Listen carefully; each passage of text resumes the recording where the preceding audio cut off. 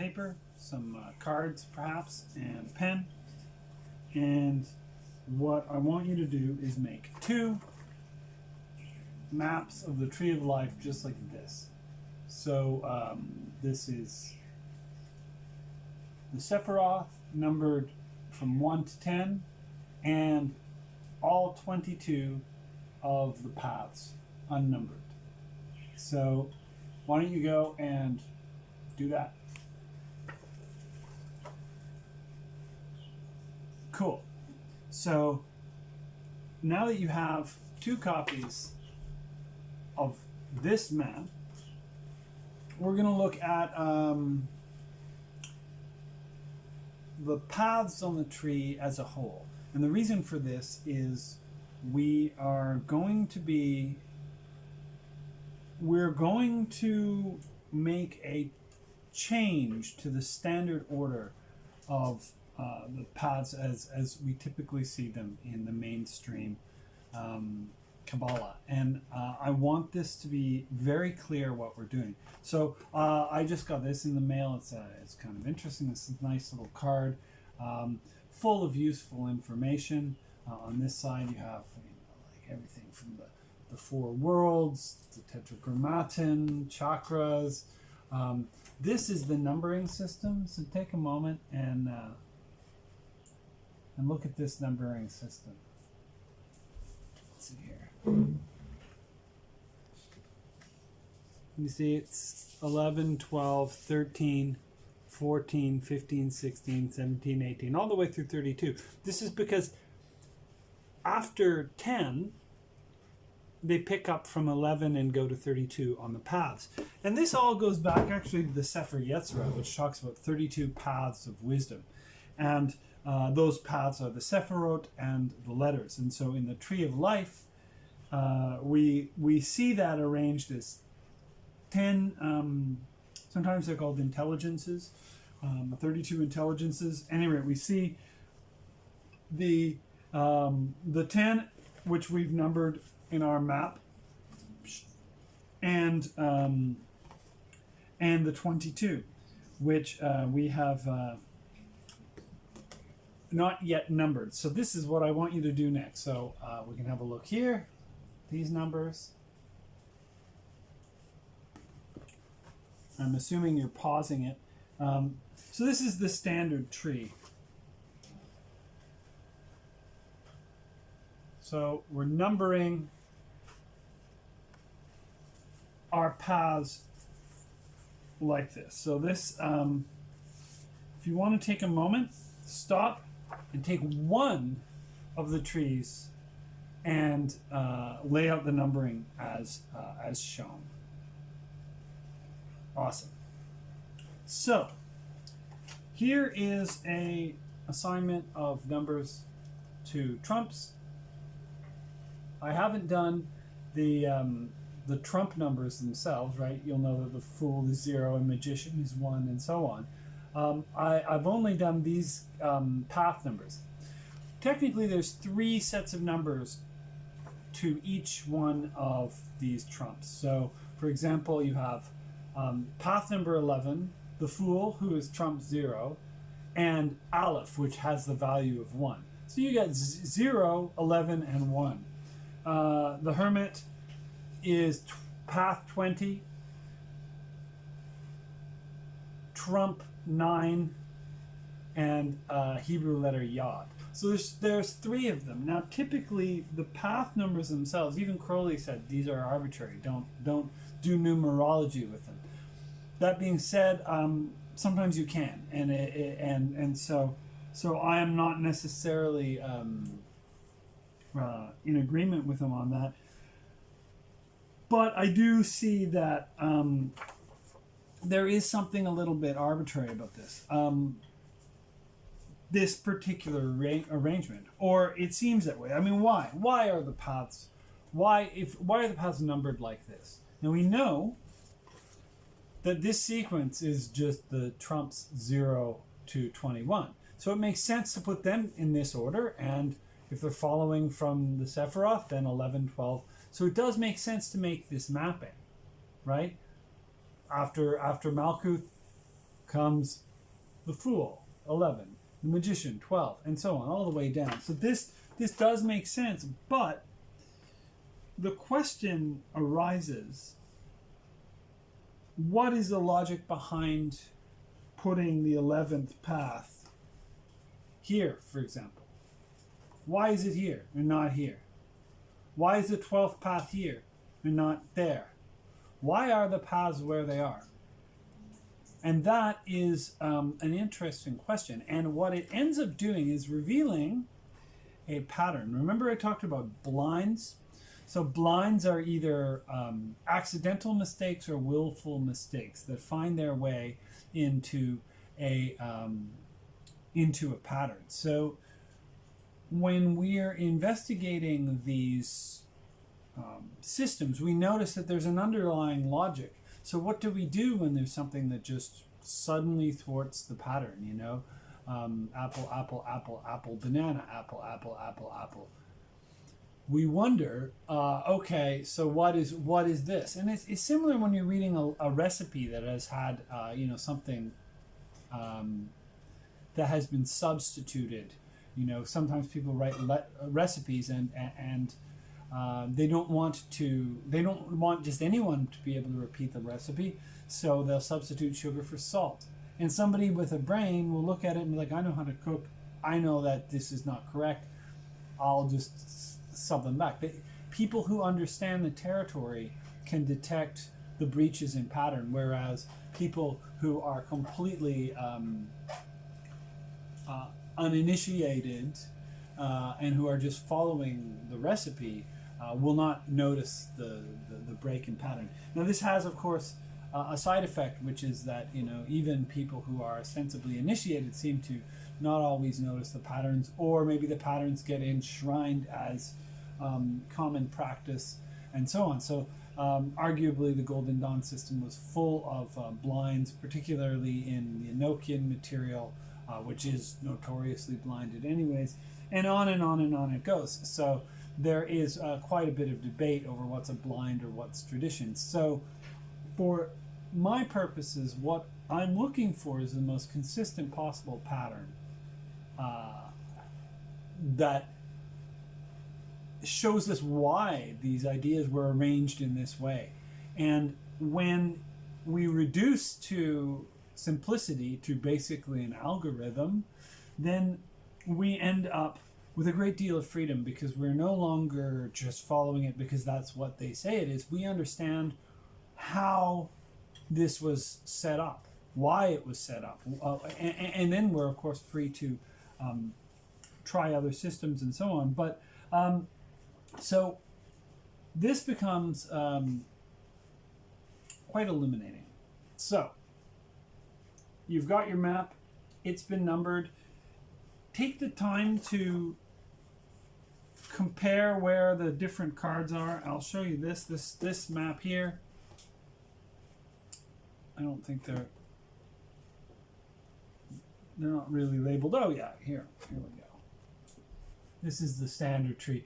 You'll notice, actually, interestingly enough here, this is a thelemic document.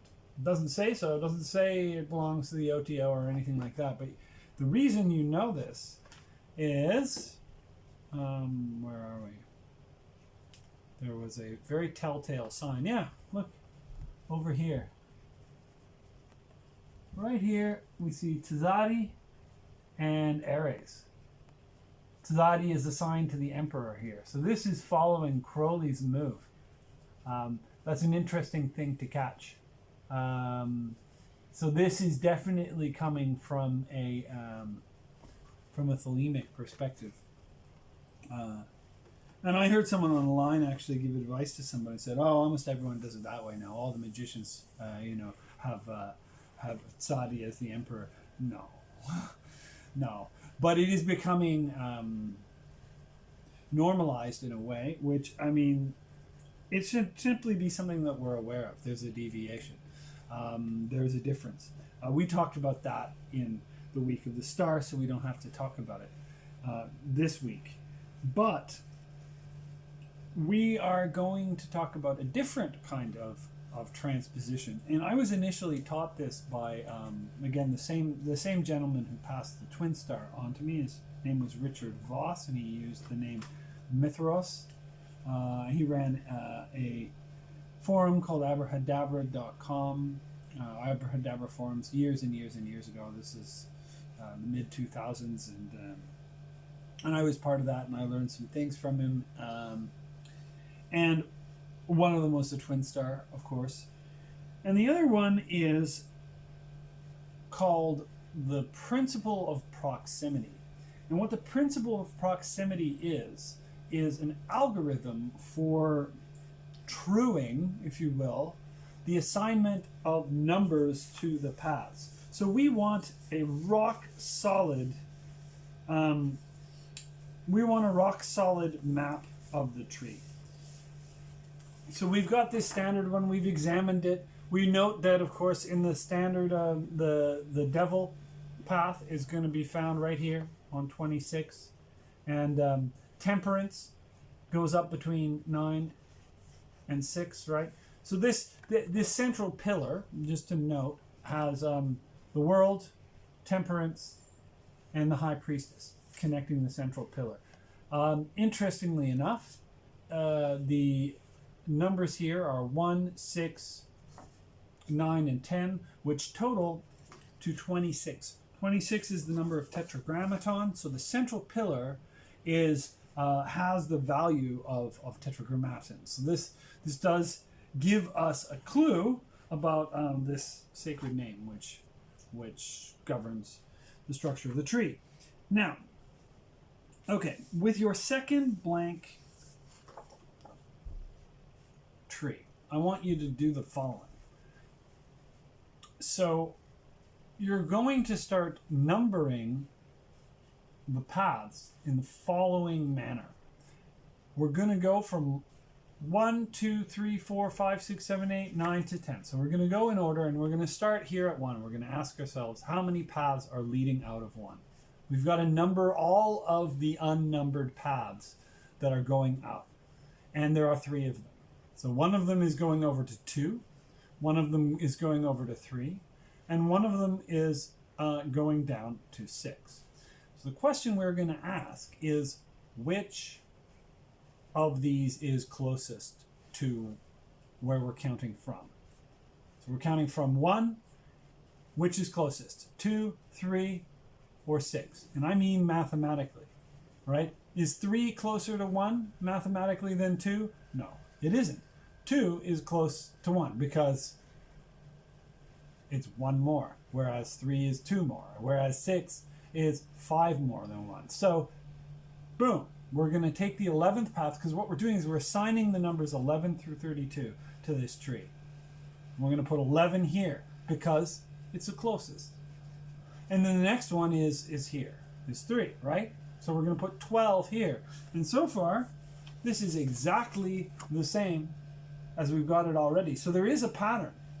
So this is good. This is showing us that there is some logic to this.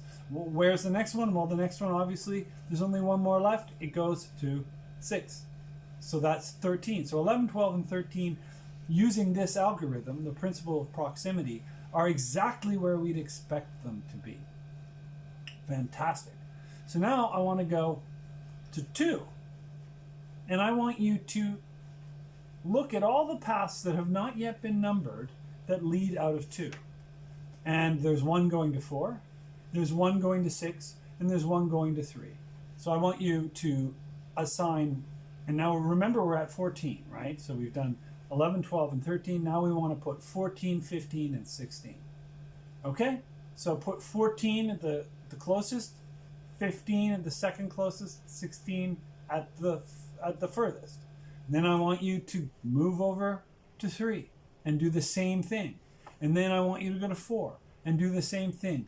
Don't number paths that have already been numbered, and assign successive numbers, right? So we're going to put 11, 12, and 13 coming out of 1, 14, 15, 16 coming out of 3, 17 and out of 2, 17 and 18 coming out of 3, 19, 20, and 21 coming out of 4, 22 and 23 coming out of 5.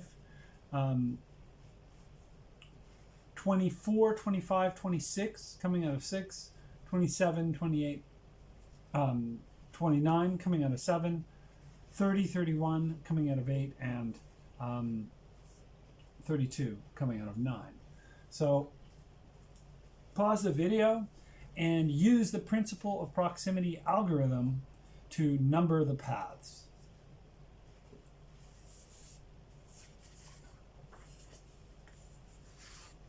Okay, so you've numbered the paths, and maybe you've had a look, and you've compared them, and you've noticed something. And the thing that you have noticed is that in 3 places, there have been a pair of paths that have been transposed. Because the principle of proximity reveals to us that the pattern works perfectly, except in 3 places where two paths are reversed. So where are those places? They are 15 and 16, because if we're going 14, 15, 16 from 2, right? So 14 goes to 3, easy. Now 15 should, in the proximized tree, of course, in the standardized tree, it goes to 6. But 4 is closer to 5 than 6 is. So we put 15 going to 4, and we put 16 going to 6. This results in the following transposition. Similarly, when we get across to the other side of the tree, we have found that numbering from 3, 17, well, 17 should go to 5. Not 6. So we transpose these again. And so now we have this situation. So we've got 18 going to 6, and we've got 17 going to 5. And then what we found, of course, is they are the same pretty much everywhere, except when we get to 6. And when we get to 6, we find that, okay, well, 24 makes sense. It goes to 7. And 25, of course, 25 in the standard tree is the path of temperance, and it runs to Yesod. It runs from 6 to 9. But in the proximized tree, 25 runs from 6 to 8. And 26, the devil, runs from 6 to 9. Now this is interesting because it's putting path 26 smack dab in the middle pillar in the column which totals 26. And so now what you have is paths 32, 26, and 13. And 13, of course, is half 26. This dramatically strengthens the central pillar. Dramatically strengthens the central pillar. Let's talk about which paths these are. I don't want to say too much about the upper ones. I'll say that they're the Hierophant and the Emperor on this side, right? So in the Standard Tarot, the Emperor goes from wisdom to beauty, so from Chokhmah to Tippereth, and the Hierophant goes from Chokhmah to Chesed. Whereas in the proximized tree, it's the reverse. In the proximized tree, it's the Hierophant that connects between wisdom and beauty, and the Emperor connects between wisdom and the King at peace, which kind of makes sense, actually. So it's quite a satisfying transposition, I think. And similarly, here we have the Lovers going from understanding to beauty, and the Chariot running from understanding to severity. While in the proximized tree, these are transposed. So understanding is connected directly between 3 and 6, which makes sense because 1, 2 plus 2 plus 3 is 6. This is the Chariot, because the Chariot, of course, you'll see is very strongly related to the Majin star, the 6-pointed star. And the relationship between 3 and 6 is very much connected to the geometry that emerges when you explore a circle with a straight edge, and you'll find that 3s and then 6s emerge immediately. So the chariot, I don't want to say too much about it, but the chariot is a sacred geometrical construction. You can certainly manifest one out of the flower of life. So actually it makes a tremendous amount of sense.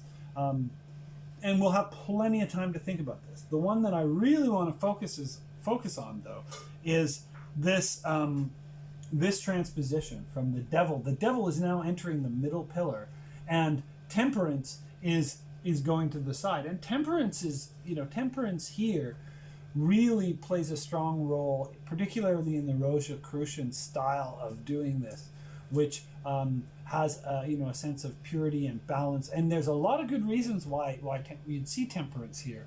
One thing that's noted is these 3 paths, Kof, Shin, and Tau, spell a word, which is Kashet, which means bow. And so you see the bow firing the arrow up the middle pillar. This is often called the path of the arrow. So when I was first introduced to the principle of proximity, I was quite resistant to it, because I thought, well, Sagittarius needs to be in the central pillar to suggest this arrow being fired upwards. And because I didn't accept this right away, I eventually applied it because I realized that the principle of proximity is much stronger arrangement of paths, and it will take a great deal more current. If you will, if you're talking about current moving through the tree, it'll take a great deal more current than the standard tree will. But at first, this looks exactly where it should be. And of course, Tipper the seat of consciousness, mediating to the seat of magic here. And you have the devil in there, and so there's a kind of a Faustian sort of vibe of, I would say evocation happening here. And then here is an alchemical process, right? The distillation of the stone, of the self, and so on. Okay. Now, here's an interesting thing. We're going to talk about this more when we get to art, but or temperance. Art is Crowley's. The art, if you look at temperance and the Rider-Waite temperance, there are some suggestions that the energy is actually moving in this direction. And if you look at Crowley's, it's very much an up-down energy. But here's a cool thing. Look at Sagittarius itself. The sign of Sagittarius follows this angle.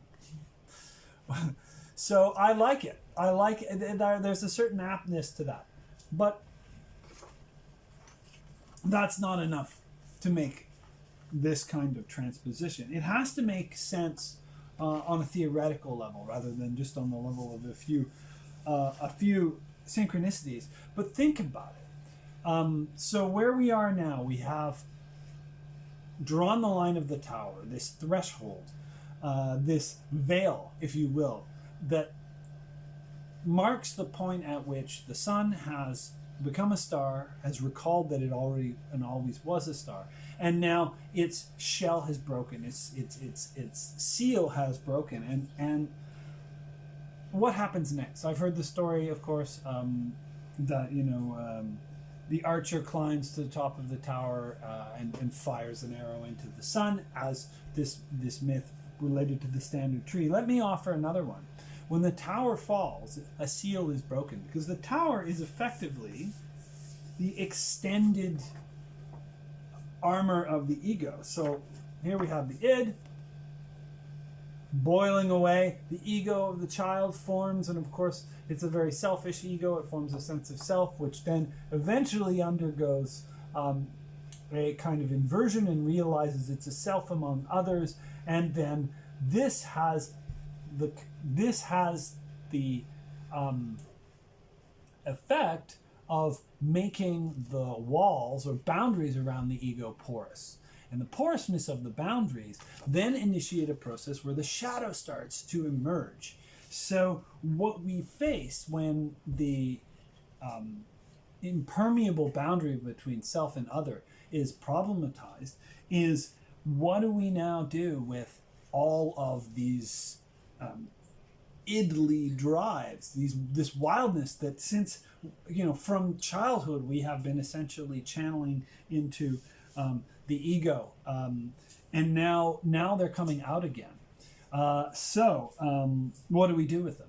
And of course, this is where shadow work comes in, and this is where my working with the tree. And I'm not the only person who does this. I mean, this proximized tree is definitely out there. Mithros wasn't the only person to make this discovery. There was another guy. I think that fellow. He called himself Wizard Ion. Yes, Walter DeLong. He also wrote something about that too. So there's at least two people independently discovered it. It marks a shift of emphasis in the tree, particularly in relation to the energy of the devil. The devil is now no longer a kind of a, how do I say it? There is in the Hermetic tradition a kind of sense that the devil is this terrible evil energy that has to be made into a slave, and then these magicians conjure up devils and get them to do work for them. We don't do that. We do not make deals with devils, because we're not thinking about it in theological terms. We're thinking about it in terms of shadow, in terms of trauma, in terms of darkness, suppressed fear. And so what we're looking to do is alchemy. And we do not want to get involved in looking for power from demons. That is, it's a bad idea. It's the Faustian path is, we know its conclusion, right? So when you get a book like this, of course, which is, the classic grimoire, the Lemegeton, and it has the 72 goetic demons and so on in it. The approach of using these beings as tools to meet egoistic ends is almost inherently going to lead to more suffering, exacerbation of suffering. We don't want that. My project here is alchemy. It's to heal our trauma. I am not out to gain power. So what are we doing? We are going to cast as wide a net possible to encounter our own shadows as they are released in this stage. So this is a brilliant opportunity. It's smack dab in the center of our whole process, and it's a brilliant opportunity to gather as much prima materia as we possibly can. Prima materia. What is prima materia? It's the raw, unprocessed trauma of existence. I was at a very good talk in Northampton by a friend of mine, Anne de Croix, who delivered a paper. This is at the Trans-States Conference. She delivered a paper on trauma in the esoteric, and she drew on Lacan, the French student of Freud and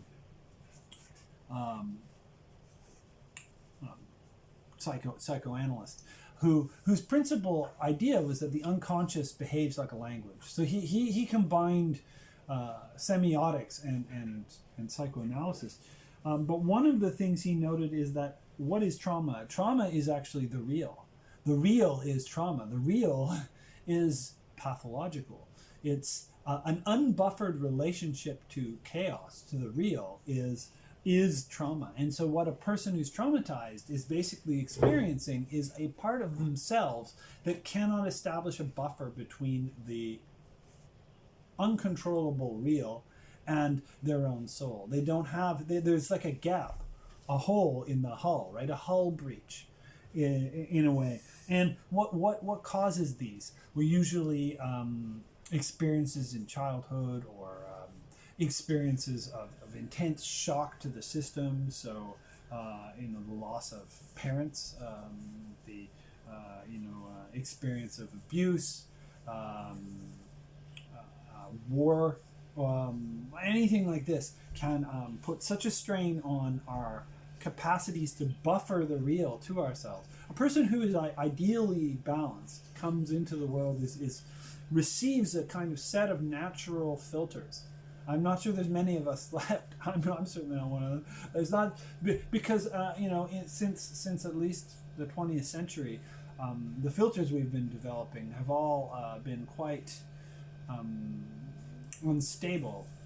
And obviously we live through traumatic times. So everyone has trauma as a result of being unable to digest on this kind of deep level the chaos of the world.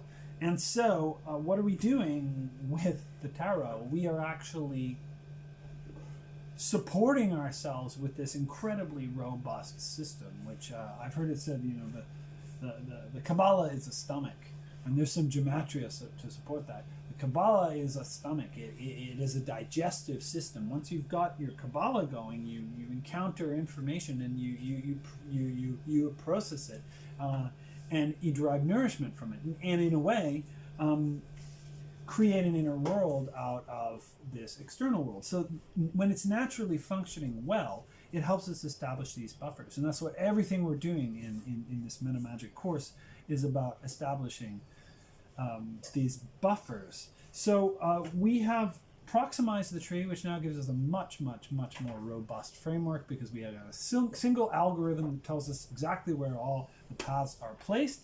And we are viewing this encounter with the card known as the Devil as a encounter between 9, the unconscious, and 6, the conscious. So this is actually the first point at which the self-conscious mind emerges. Tippereth, the seat of beauty. This is where the hexagram, the ruach, all right, so the hexagram, which hosts the 7 planetary seats, which are the functions of the soul, and certainly this octahedron we've been working with, is all seated here. So we are, for the first time, at the falling of the tower, looking straight up at Tippereth. And what is standing in our way? Our own darkness. Our own darkness is standing in our way. So we have to pass through another density wall. So remember, we talked about the density walls in the ripple field. This is the second density wall. And this is the density wall where we're basically encountering darkness, evil, if you want to call it that, fear. And how do we deal with this? It's a reality of human existence that these things exist in the world. Selfishness, cruelty, materialism, the viewing of the other as an object of use. Because remember, the star has come up, and now we're talking about the other. So this modality, the devil's modality, is that the other is to be used. So it's a bit like in Kant, right? Using the other as a means to an end, whereas Kant was like, no, never, treat the other as an end in themselves. And it becomes very interesting when we look at this card. Here's this devil, and he's got 2 people who are chained to his pedestal, a male and a female, and their chains are, of course, loose, so they could take them off, which suggests that this capture is partially due to a lack of imagination, right?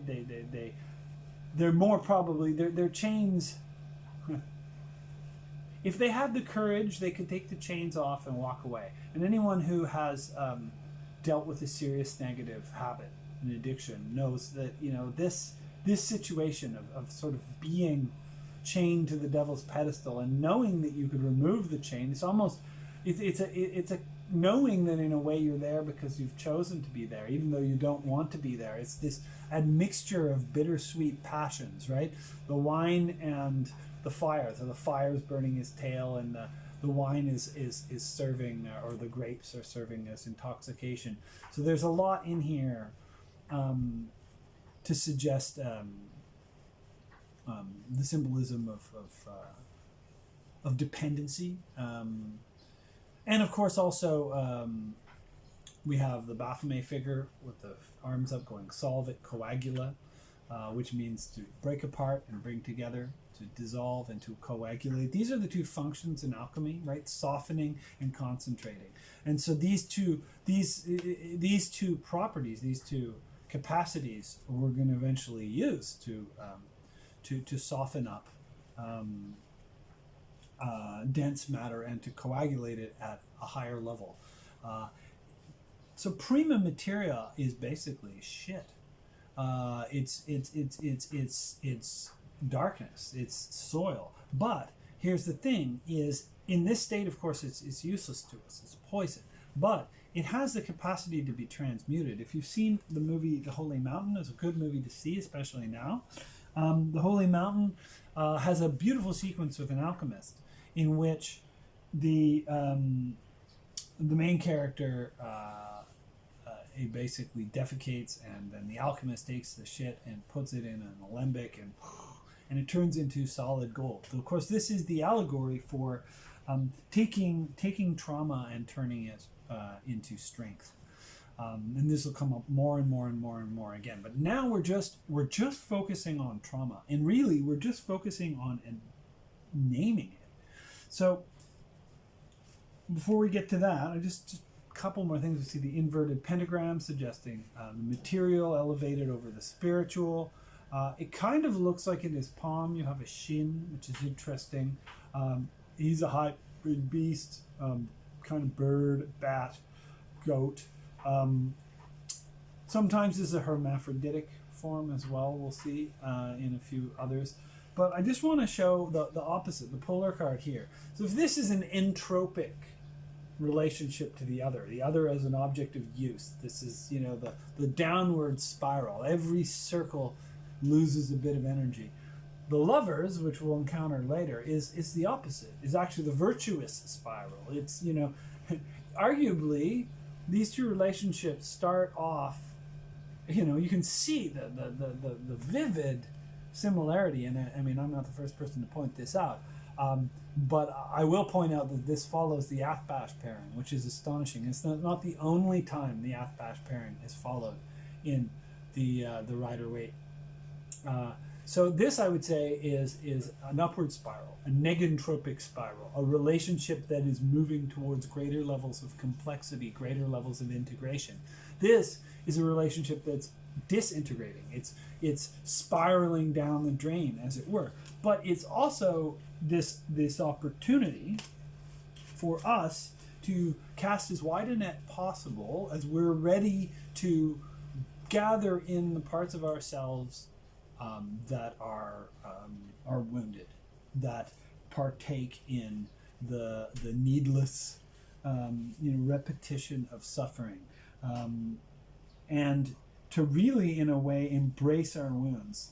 That's what the Devil Path offers us a chance to do, because when we do that, we are taking the prime materia and we're affirming it. We're not saying, get away, trying to repress it again.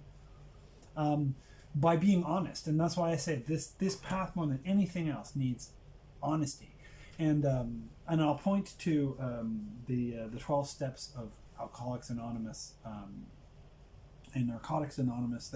They always, right at the top, step 1 is admitting you're powerless over this addiction, and your life has become unmanageable. That's step 1 in these addiction recovery programs, and it is also basically what we do with this energy, which is name it, admit it, and be honest. There are things for all of us about ourselves that we know are not right. And when we repress that, when we push that back down, it, just to maintain the idea of perfection or the impression of perfection, then those things, they manifest in the world. So the way to not be evil is to basically find the evil that is within you and name it and take it out and offer it to something higher. Process it, transform it. Otherwise, your own evil impulses, if you want to call them that, or your own impulses to harm, will breed. So we don't want that. We want to transform them into something of value. Because just in the analogy of lead into gold, right? lead is heavy and worthless. Gold is heavy but valuable. So we want to take this weight and we want to change its constitution so it is no longer worthless and poisonous. So being honest with ourselves. So which means that if you're doing a reading for someone and this card comes up, there's going to be something they're going to need to name. And it might be another person, it might be themselves, it might be something that they have to name, because to name this entity, as you know, gives us the first step to transforming it. Remember the story of Rumpelstiltskin. I often, when I'm reading, I'll relate the story of Rumpelstiltskin when the devil comes up, because of course Rumpelstiltskin shows up to save the day. There's this woman whose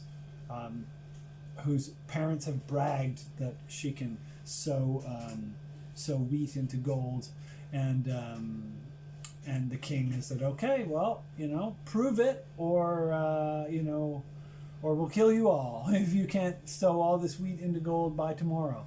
And of course she can't, but then Rumpelstiltskin shows up. She's desperate, she has a need, and says, hey, I can do this for you, but you gotta give me your firstborn child. And so she makes this deal, and then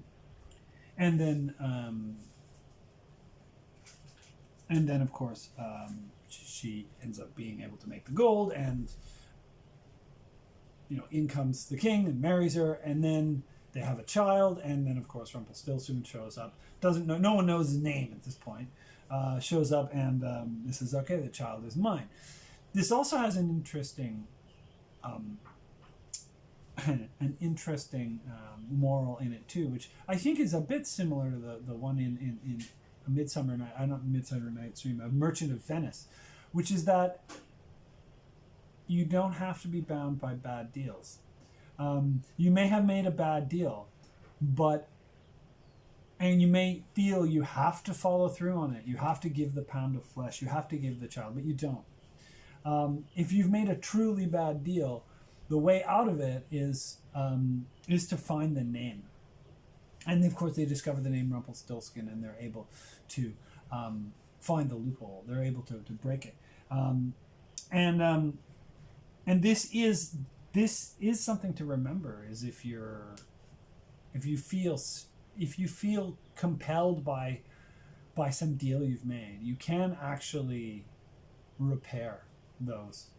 That's another lesson of the devil, is we can defeat the devil, but we don't necessarily think we can. Its whole power is to overwhelm us with its size and its oppressive nature, just like an addiction, just like depression, mental illness. It overwhelms us with its power, but its power is largely false. And so here's another thing that I'll do. If you're reading for someone, I think this is a very effective technique, which is, you see the devil and the person has problems, and you say, okay, well, think about, you feel this problem that you have, and feel how it looms over you, like this devil looms over these people. Feel like, feel the size, the enormity, the closed-inness of feeling trapped by this devil. And now remember that this devil is life-sized. See? It's just like a, 6-inch gross little troll. So why do you do this? I've just basically played a joke. I've just played a trick. The devil is life-size.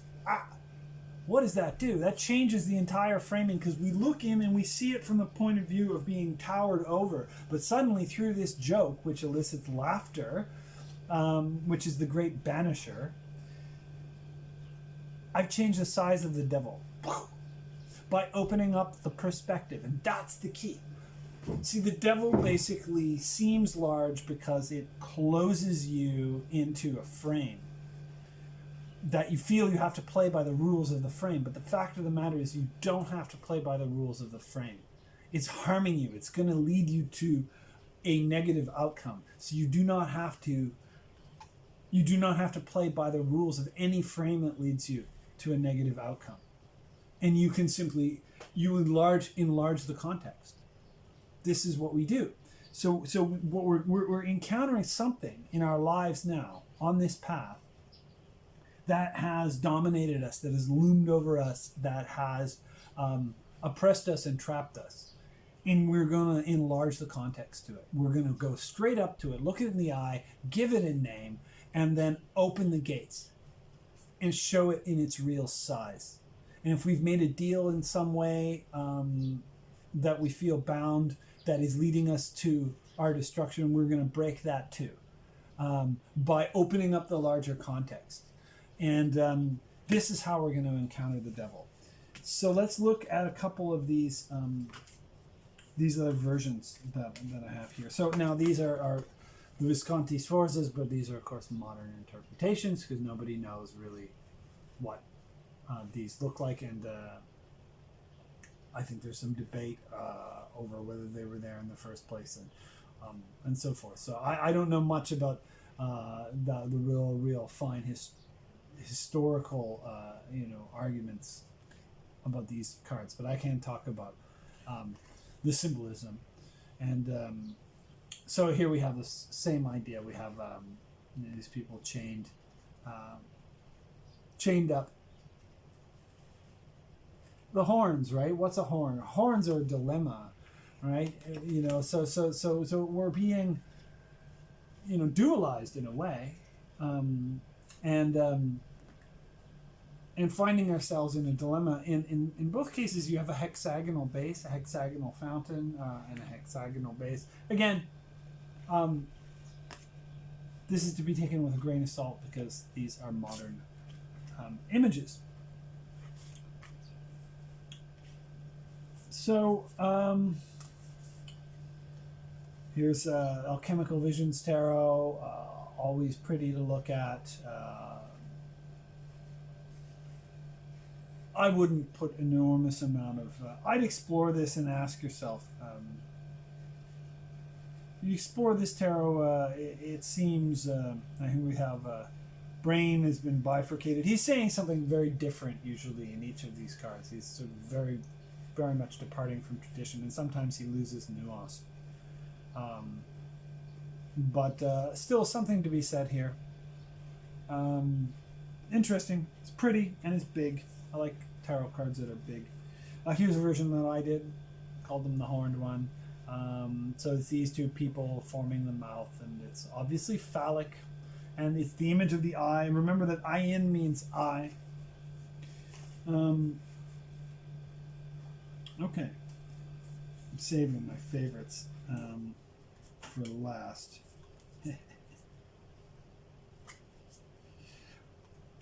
Okay, so here we have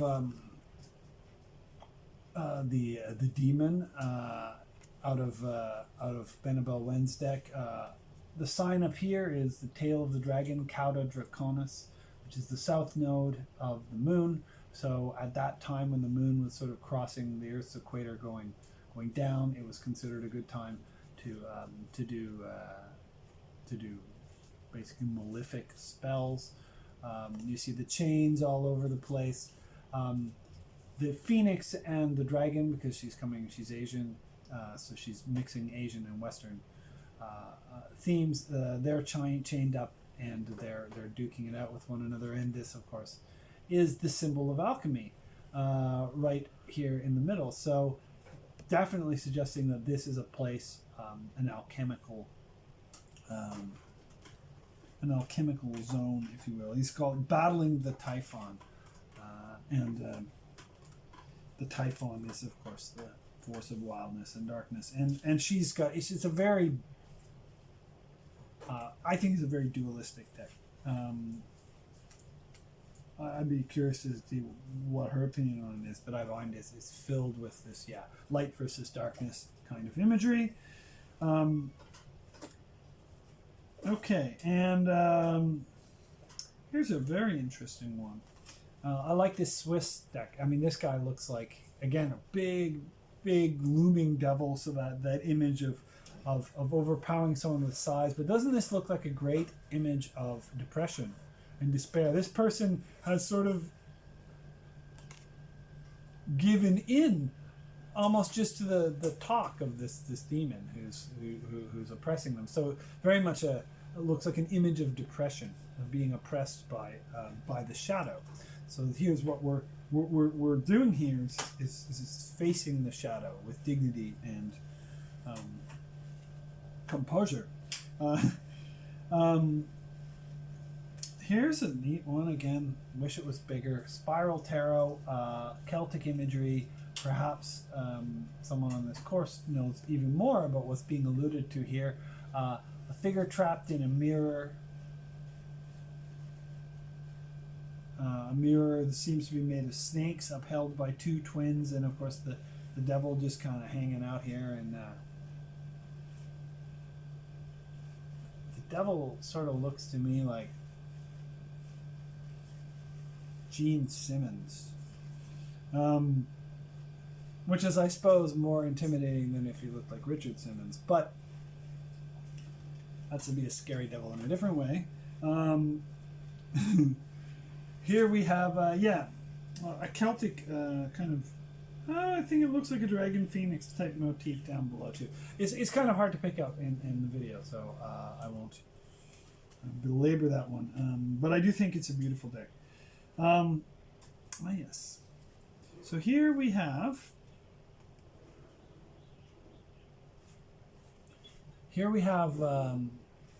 the Hermetic Deck. Bears quite a bit of similarity, as you'll see, to Crowley's. I'm saving Crowley's for last because it's of a special note.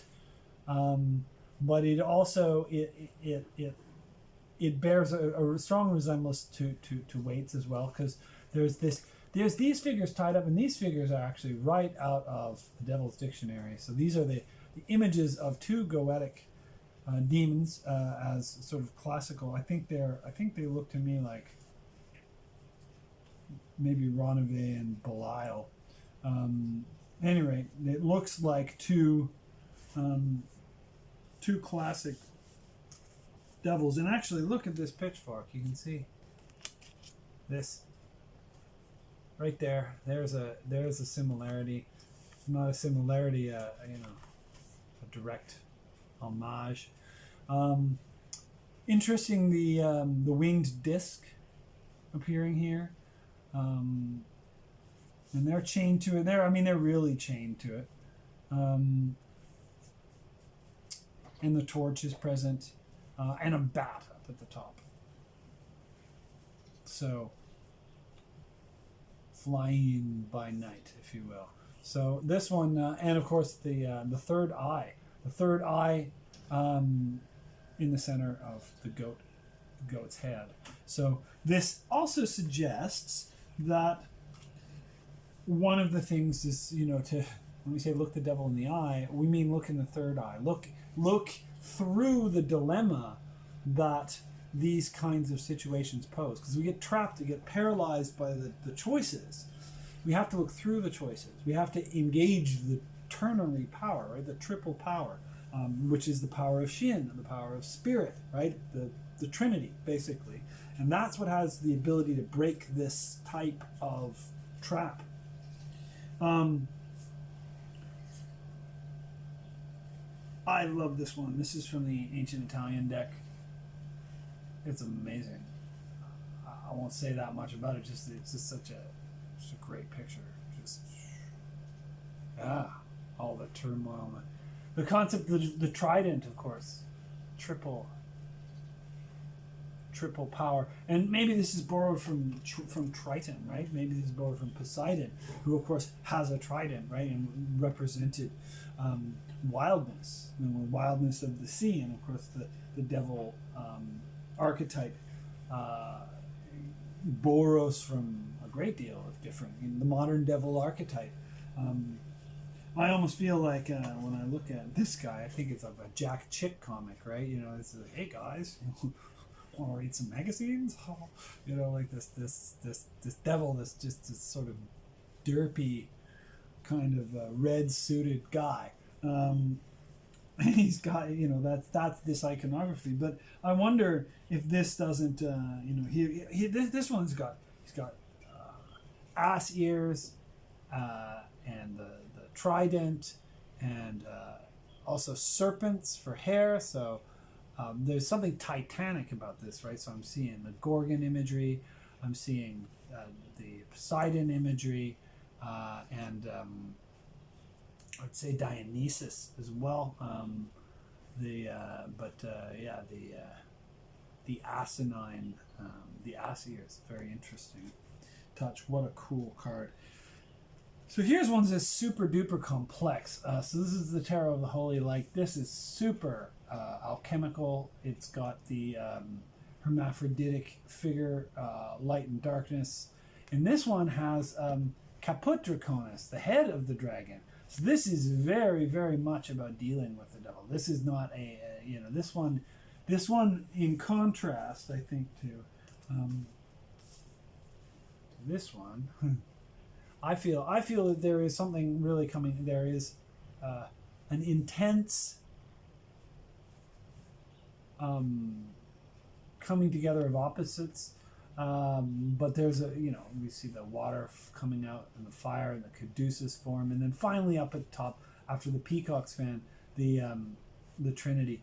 This is almost certainly an allegorical description of the behavior of substances when shut up in an alembic, or shut up in a crucible, because they undergo all sorts of, I'm not an operative alchemist in the sense of sitting down and actually doing physical experiments, but I know that like the green dragon and the rubedo and these phases through which the alchemical process goes, and the ultimate fanning of the peacock's tail, right? This mercurial, multicolored, multifaceted display, and then finally the Trinity. So there's something in here very very alchemical, interesting.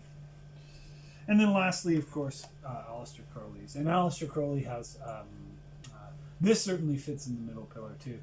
You can see the people are chained up by their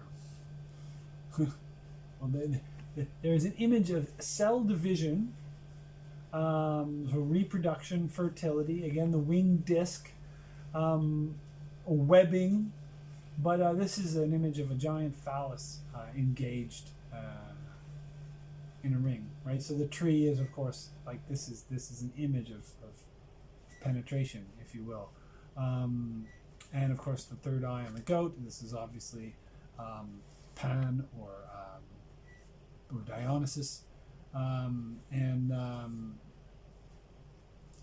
this is one of the wands that the Golden Dawn OTO traditions used.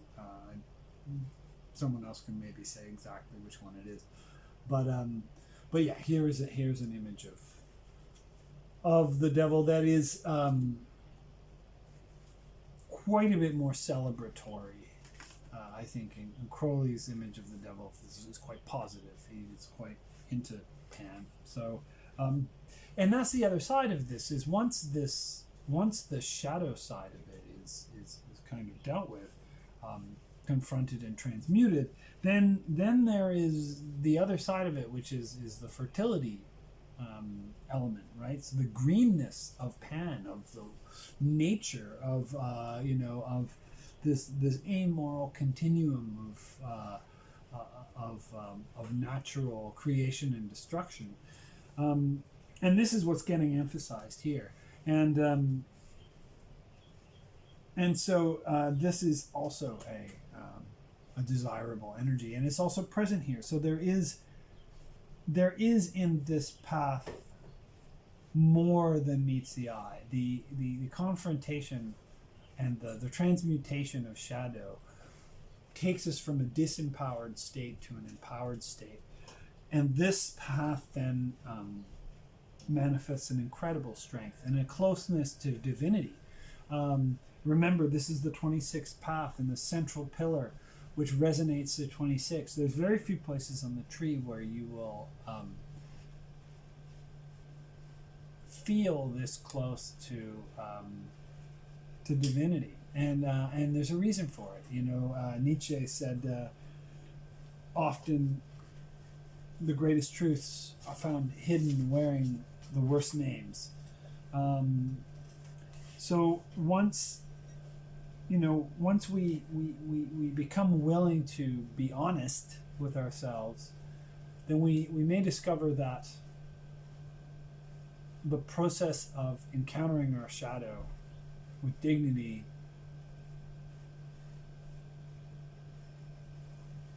dramatically changes our relationship to our own power, and allows us, when we can address our own shadow and process it, it allows us a new kind of fertility, a new kind of virility, a new kind of regenerative faculty. And there is a powerful regeneration that comes out of this. First, you have to face it, but then it becomes a different. Once it's been cleared, if you will, I feel like this path then becomes one of the key points of strength in the entire apparatus. And remember that in the ripple field, this is where we ward off harm that is coming towards us with malefic intent. This is the place where we can actually say, stop to harmful energies that are directed as attacks towards us. So it's good to activate this, to not run away from it, to neither worship nor suppress it, but to acknowledge it and to let it play its role and let it be that faculty that gives us robust strength. So I've covered everything. So this is the Forest of Life Venus calendar, and this is week 17, and the theme is the devil. And my name is Dr. Peter Duchemin. If you're in my course, then I'll see you soon. And if you're not in my course, you want to DM me or write me an email if you're interested in joining. We run this perpetually. So be strong, be well, live long, and prosper.